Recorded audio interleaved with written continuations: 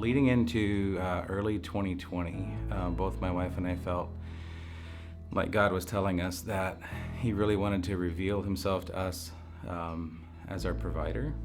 Finances had been a source of frustration for my wife and I, not in the way that we were fighting about it, but just it was very difficult to get ahead. It seemed impossible. Then on March 20, like many other people, I was laid off and spent about 8 weeks just kind of waiting.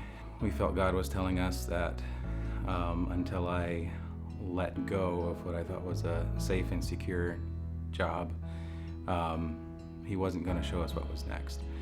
So we told my employer that I wasn't coming back. And then we waited, and I spent about 6 months, honestly, voluntarily unemployed. In the beginning of the summer, we just kind of decided we're all in, and believing that in the end of it, either we're going to fail in a spectacular fashion or we're going to see God come through. It was a season of seeing a lot of pretty incredible God moments, things like nearly $10,000 showing up in our account within hours after an act of obedience, and it was money that was owed to us, but it just wasn't coming through. It was also a time of pretty uncomfortable obedience.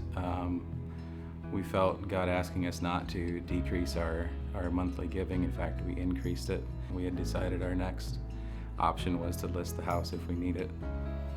And right at that time, God sort of opened the doors for me to take on my current position where I'm at now. And when we put our first check in, we realized there was $60 left in the bank. And if I had to just characterize what God did through that season, I would feel like He took all the hard effort and the work that we were putting into somehow trying to make our finances work and just simply brought it to a halt. The wheels stopped turning. But when they restarted, we found ourselves in a flow that we were not experiencing before. At the end of every month, we're just continually surprised at how much money is left. And that is pretty much a complete reversal of my relationship with finances and with money, just going from it being a headache-inducing matter to genuinely feeling God's grace. I'm serving a God who loves me and who cares about me. Yes, He has a work for me to do, and He's going to provide for that.